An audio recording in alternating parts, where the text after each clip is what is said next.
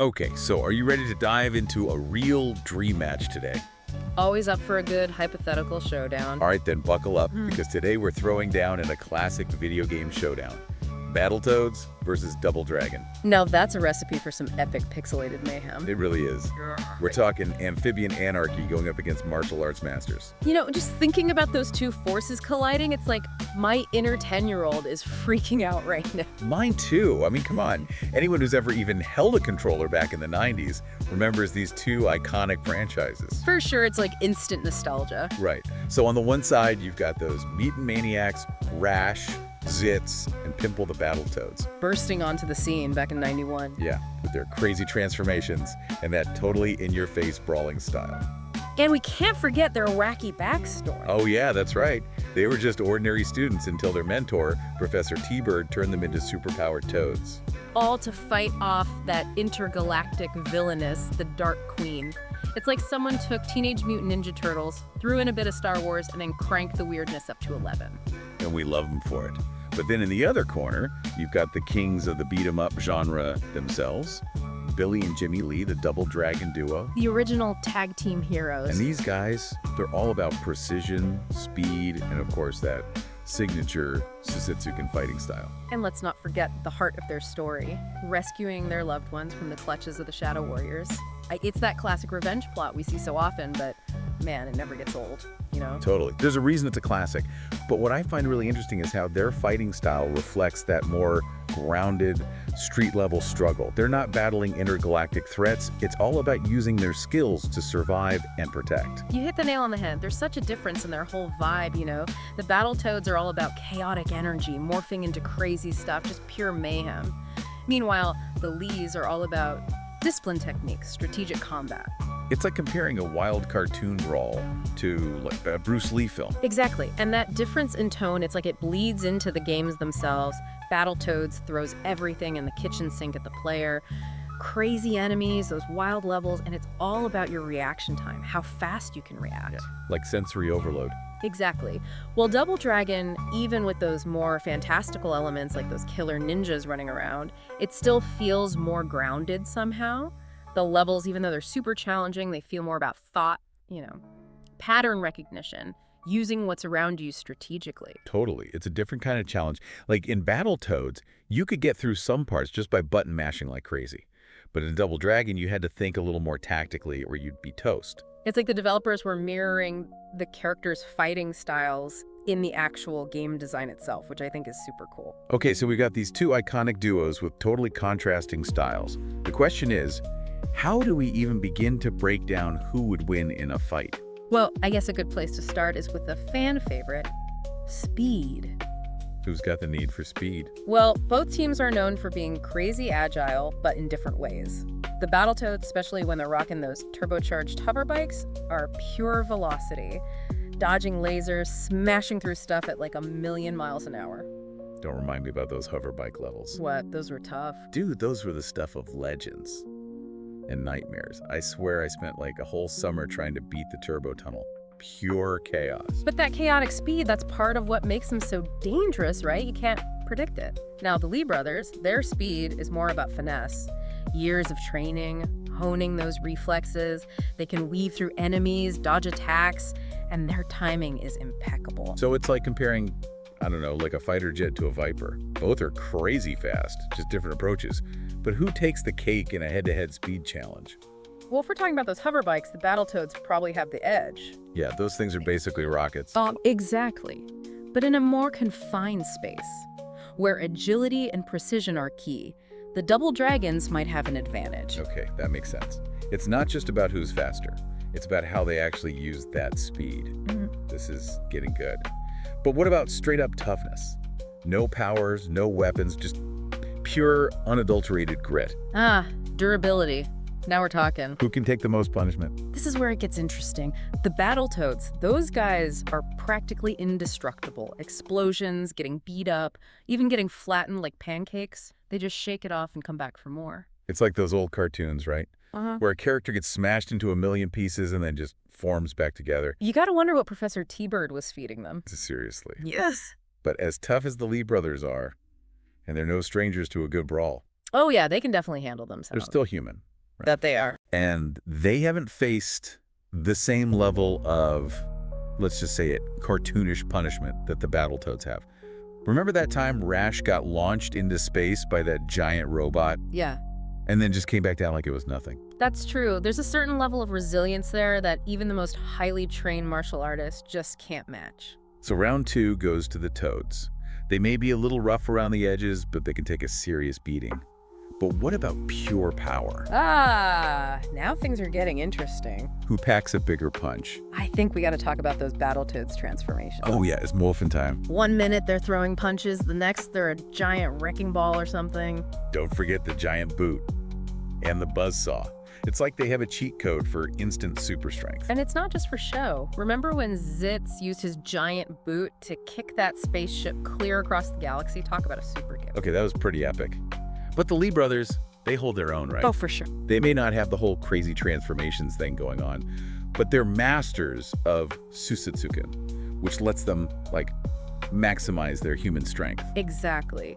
Susutsuken is all about using your opponent's weight against them, finding those leverage points, and exploiting any weakness. So it's like that saying, the bigger they are, the harder they fall. It's more like the more momentum they have, the harder we can use it against them. Ooh, I like that. So even though the Lees aren't exactly kicking spaceships around, their fighting style means they can take down some pretty big opponents. Exactly. They're all about that technique and strategy. Okay, so technique can be a serious force multiplier.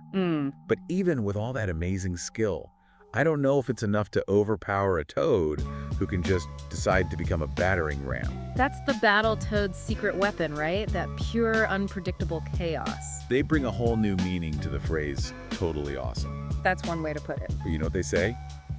Brains over brawn. Ooh, now we're getting into the strategic side of things.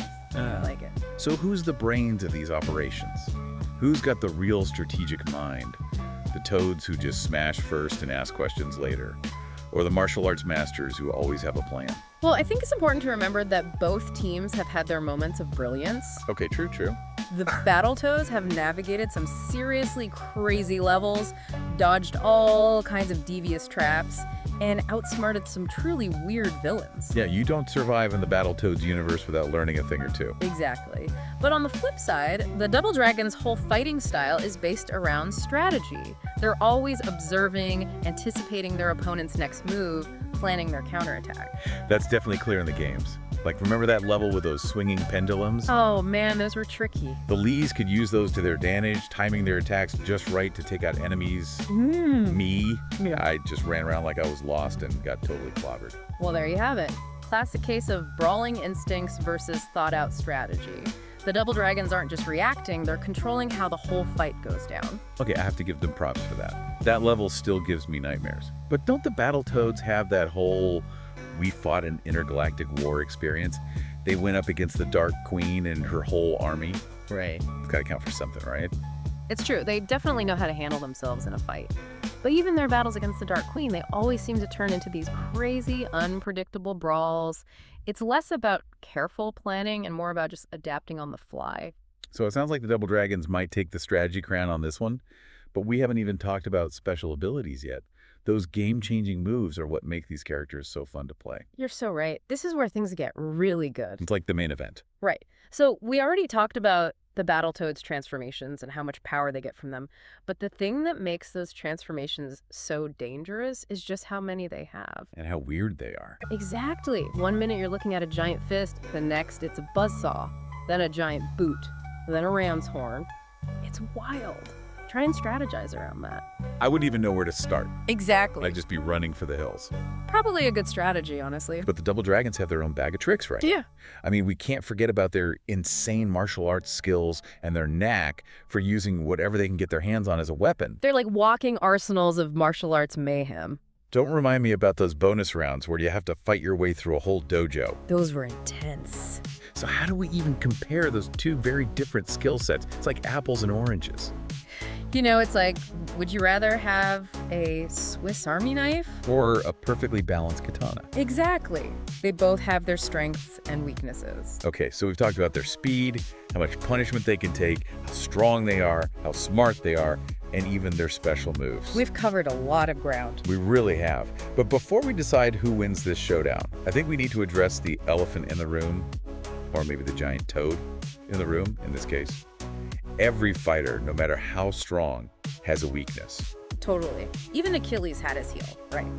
So what are the weaknesses of these seemingly unstoppable forces? Well, with the Battletoads, their biggest weakness might actually be their greatest strength, their chaotic energy. How so? Well, they're so focused on offense, on just overwhelming their opponent with brute force and those crazy transformations that sometimes they kind of forget to think things through. So all instinct, not a lot of strategy. Pretty much. Remember those turbo tunnel levels? Oh, yeah. Those were tough. The ones that made you want to pull your hair out? Those levels show how the Battletoads' need for speed and all that craziness can totally backfire. That makes sense. They use that chaos, but it can also be their downfall. The double dragons, now while they're crazy skilled, they're still human. So their weakness is being flesh and blood in a world of mutants and monsters. Kind of, yeah. They can be worn down, they get tired, and those amazing bodies of theirs, they can only take so much. So they really have to rely on their training and their brains to win. It all comes back to brains over brawn, huh? You got it. Okay, so after all of that, considering everything we've talked about, their strengths, those weaknesses, who wins? Who is the ultimate video game champion?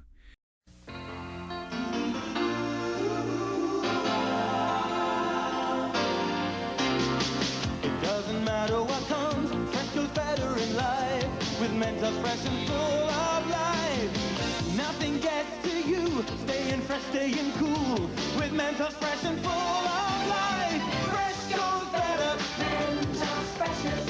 Fresh goes better with Mentos fresh and full of life. Mentos, the fresh maker. It's time for the final verdict. Are you ready for this? You know it. Lay it on me. All right, so the moment of truth has arrived. In this battle of turbocharged toads and martial arts masters, who comes out on top? This is a tough one, I'll admit. Both teams brought their A-game, showed off some incredible moves. They really did.